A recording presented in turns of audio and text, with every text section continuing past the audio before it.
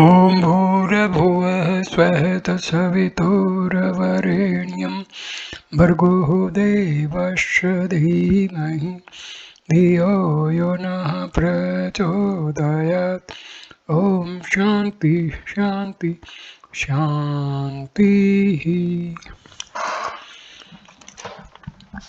This is video number 5 on Bhagwan Sri Ramana Maharshi's views on the self-enquiry. In this video, I am going to start the heading Eradicate the sense of doership. If one has formed oneself, the world and God also will appear to have form. But if one is formless, who is it that sees those forms, and how? Without the eye, can any object be seen? The seeing self is the eye, and that eye is the eye of infinity. As long as a man is the doer, he also reaps the fruit of his deeds.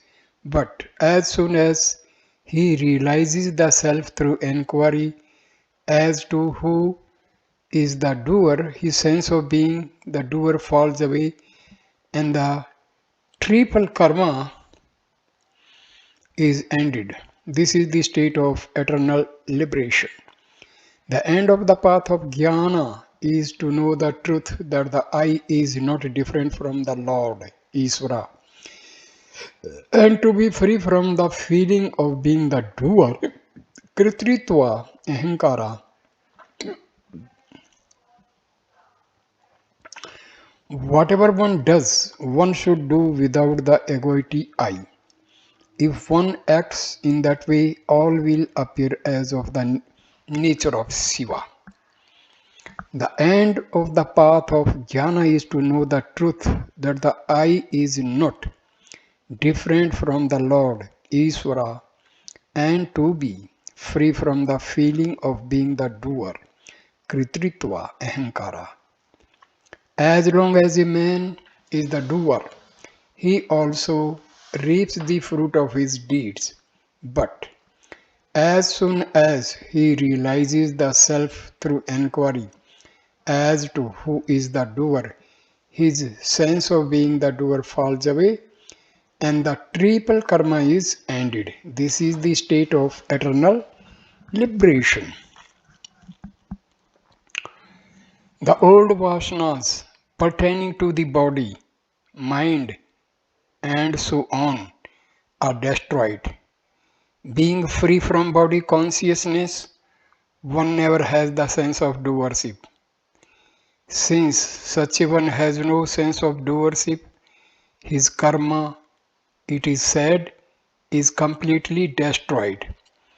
As nothing but the self exists, no doubts arise for him. Remove the obstacles and the self remains.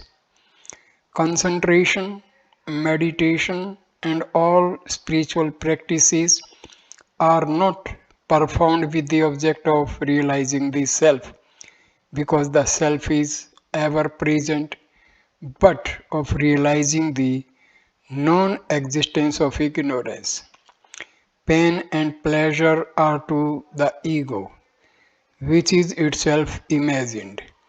When the ego disappears through constant inquiry into its nature, the illusion of pleasure and pain also disappears, and the self, their source, alone remains.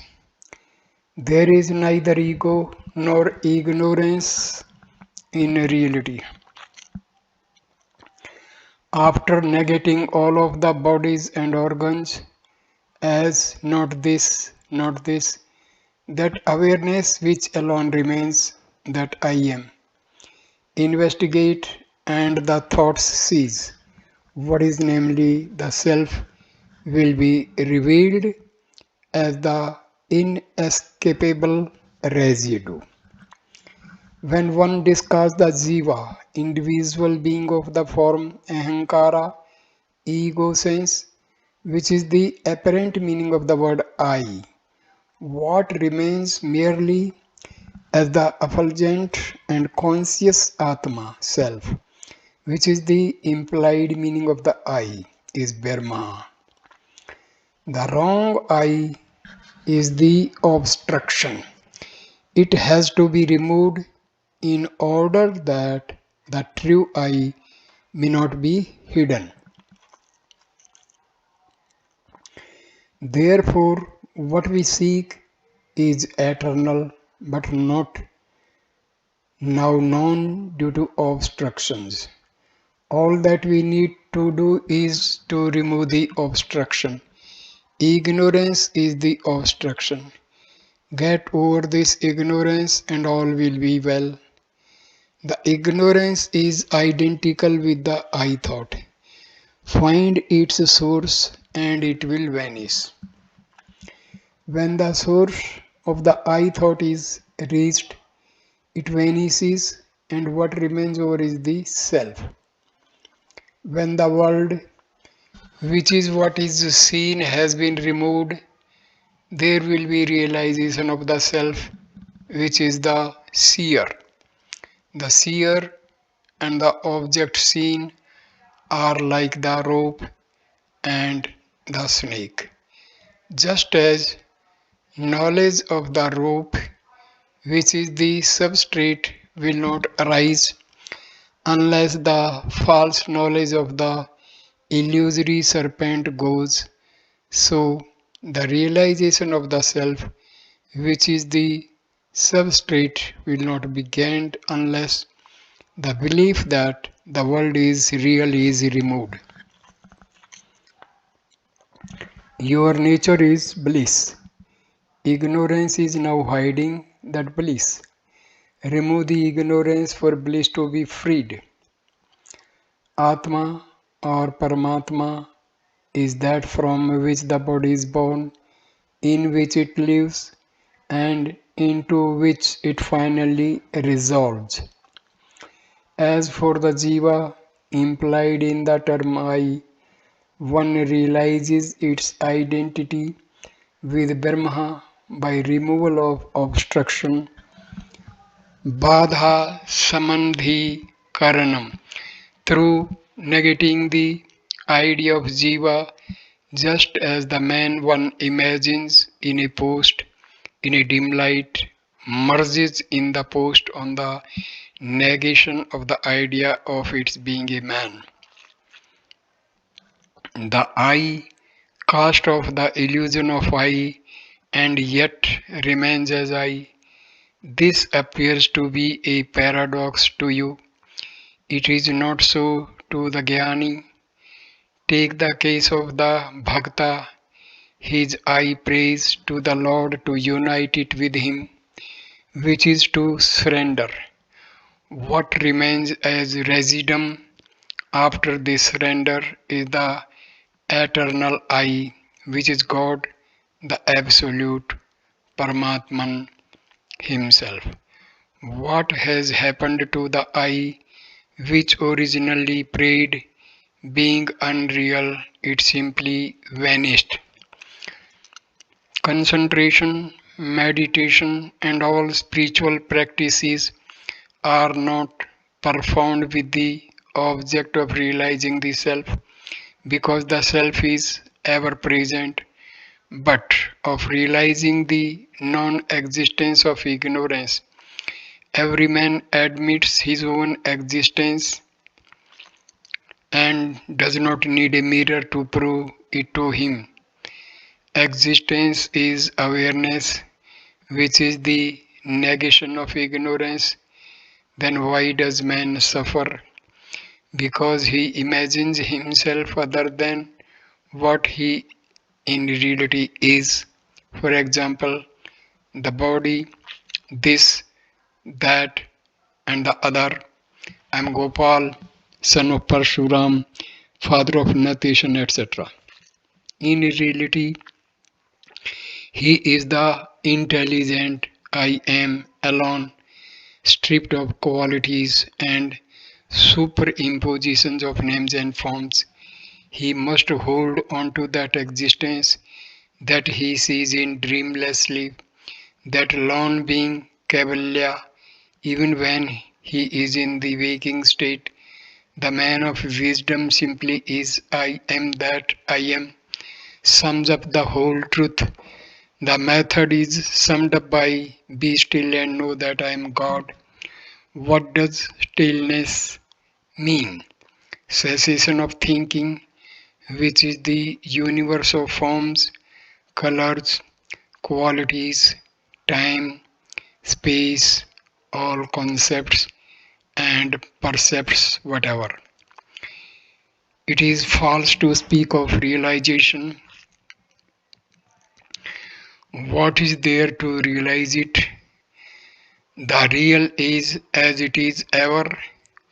How to realize it? All that is required is this. We have realized the unreal, that is regarded as real, what is unreal. We have to give up this attitude. That's all that is required for us to attain jnana. We are not creating anything new or achieving something which we did not have before. The illustration given in the books is this. We dig a well and create a huge pit. The akasa, space in the pit or well, has not been created by us. We have just removed the earth which was filling the akasa there. The akasa was there then and is also there now. Similarly, we have simply to throw out all the age-long sanskaras, innate tendencies which are inside us. When all of them have been given up, the self will shine alone. Stop the thoughts which are your enemy, and the mind will remain as your pure being, the immortal I. The real is ever present like the screen on which all the movie pictures move. While the pictures are while the pictures appear on it, it remains invisible. Stop the pictures and the screen which has all along been present. In fact, the only object that has existed throughout will become clear. All these universes, humans, objects, thoughts, and events are merely pictures moving on the screen of pure consciousness, which alone is real. Shapes and phenomena pass away, but consciousness remains ever. You must distinguish between the I, pure in itself, and the I thought. The latter being merely a thought, sees subject and object, sleeps, wakes up, eats and thinks, dies, and is reborn. But the pure I is the pure being, eternal existence, free from ignorance and thought illusion. If you stay as the I, your being alone without thought, the I thought will disappear and the delusion will vanish forever. In a cinema show, you can see pictures only in a very dim light or in darkness, but when all lights are switched on, all pictures disappear. So also, in the floodlight of the Supreme Atma, all objects disappear. As the self of a person who tries to attain self-realization is not different from him, and as there is nothing other than or superior to him to be attained by him. Self-realization being only the realization of one's own nature, the seeker of liberation realizes without doubts or misconceptions his real nature by distinguishing the eternal from the transient and never swerves from his natural state. This is known as the practice of knowledge.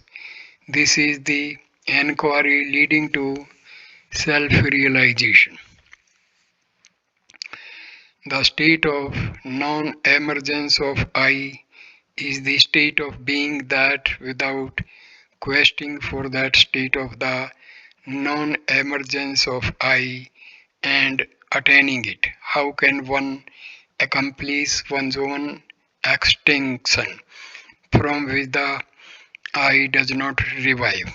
Without that attainment, how is it possible to abide in one's true state, where one is that? The mental states are of two kinds. One is the natural state, and the other is the transformation into forms or objects. The first is the truth, and the other is according to the doer, Kartrutantra. Kartrutantra. When the latter perishes, Jale Karta reneweth like the clearing nut paste in water.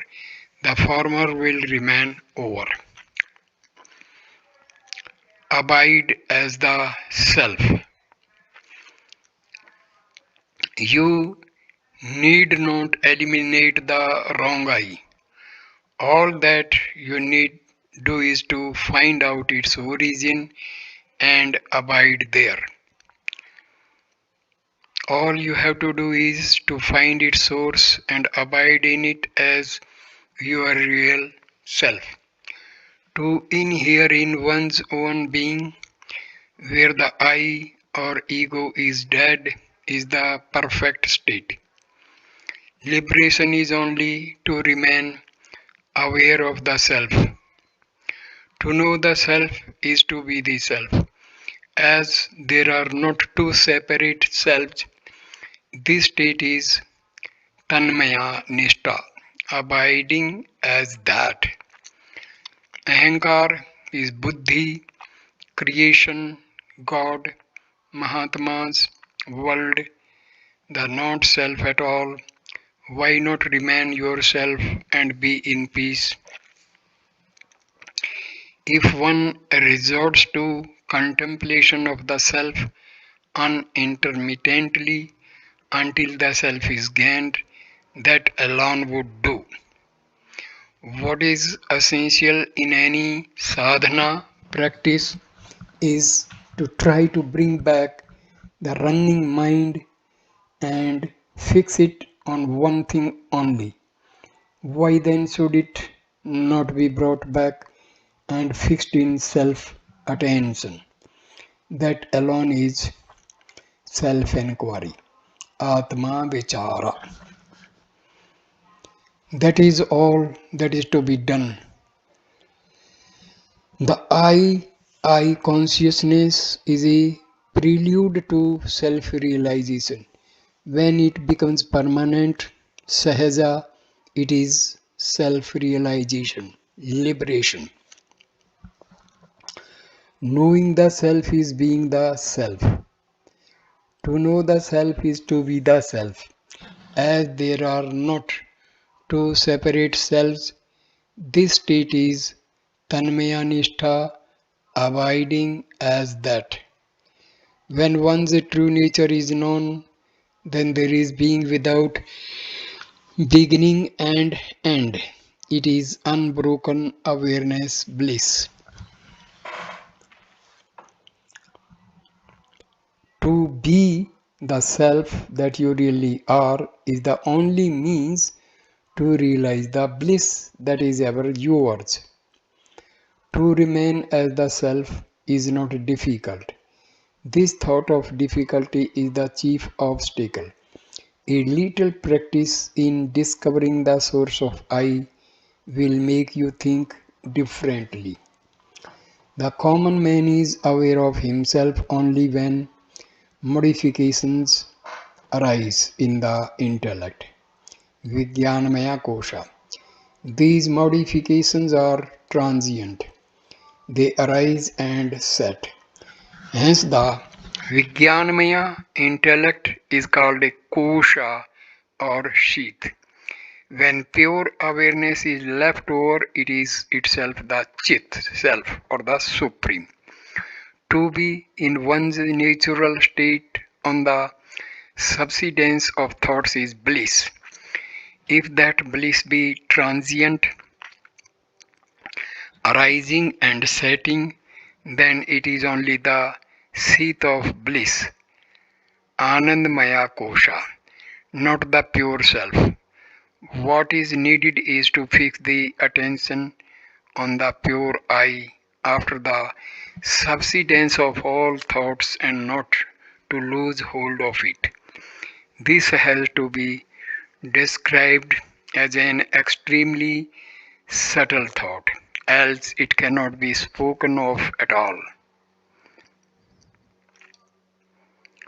Since it is no other than the real self, who is to speak of it, to whom and how? This is well explained in the Kavalium and the Viveka Chudamani. Thus, though in sleep the awareness of the self is not lost, the ignorance of the jiva is not affected by it. For this ignorance to be destroyed, this subtle state of mind, Virtijnanam, is necessary. In the sunshine, cotton does not burn, but if the cotton be placed under a lens, it catches fire and is consumed by the rays of the sun passing through the lens. So too, though the awareness of the self is present at all times, it is not inimical to ignorance. If by meditation the subtle state of thought is won, then ignorance is destroyed. Also in Viveka Chodamani, Ativa Suksman Paramatma Tattvam Na Sathula Drashtaya. The exceedingly subtle Supreme Self cannot be seen by the gross eye, and the Isa Swam Jyotir Shesa Saksi. This is self-signing and witnesses all. It is important for one who is established in his self-Atmanistha to see that he does not swerve in the least from this absorption. By swerving from his true nature, he may see before him bright effulgences, etc., or hear unusual sounds, or regard as real the visions of gods appearing within or outside himself. He should not be deceived by these and forget himself. One should not identify oneself with appearances. One should never relinquish one's self. This is the proper means for destruction of the mind, manunasha, which is of the nature of seeing the body as self, and which is the cause of all the aforesaid obstacles. Because God remains of the nature of the self, shining as I in the heart, because the scriptures declare that thought itself is bondage. The best discipline is to stay quiescent without ever forgetting Him, God, the Self. After resolving in Him, the mind which is of the form of the I thought, no matter by what means. This is the conclusive teaching of the scriptures.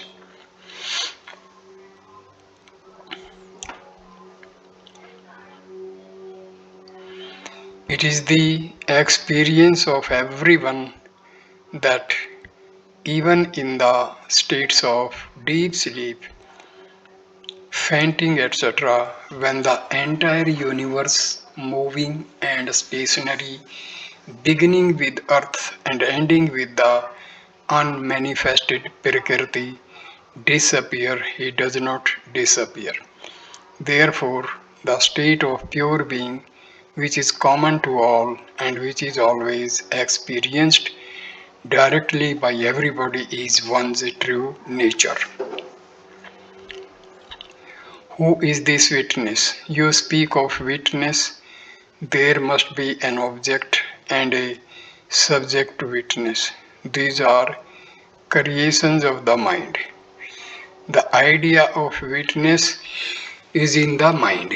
If there was the witness of oblivion, did he say, I witness oblivion? You, with your mind, said just now that there must be a witness. Who was the witness? You must reply, I. Who is that I again? You are identifying yourself with the ego and say, I. Is this ego, I, the witness? It is the mind that speaks. It cannot be witness of itself. The whole position becomes thus untenable. Consciousness is unlimited. On becoming limited, it simply arrogates to itself the position.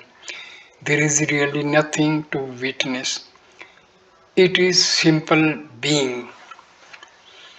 Without yielding to the doubt, is it possible or not? One should persistently hold on to the meditation on the self. Even if one be a great sinner, one should not worry and weep, oh, I am a sinner, how can I be saved? One should completely renounce the thought, I am a sinner, and concentrate keenly on meditation on the self. Then one would surely succeed. There are not two minds, one good and the other evil. The mind is only one. It is the residual impressions that are of two kinds, auspicious and inauspicious. When the mind is under the influence of auspicious impressions, it is called good, and when it is under the influence of inauspicious impressions, it is regarded as evil. One should not give room in the mind for such thoughts as, is this good or is that good? Can this be done or can that be done? One should be vigilant even before such thoughts arise and make the mind stay in its native state. If any little room is given, such a disturbed mind will do harm to us while posing as our friend, like the foe appearing to be a friend. It will topple us down. Is it not because one forgets one's self that such thoughts arise and cause more and more evil?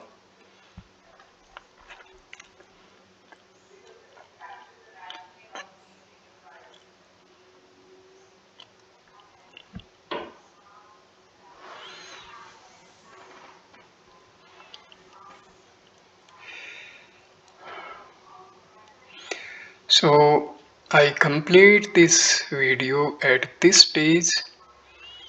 Next video number 6 will start with three senses of self must be understood: Jiva, Atma, and Paramatma. Thank you for watching this video. Please like, comment, and share the video and subscribe the channel. Thanks a lot. Namaskar.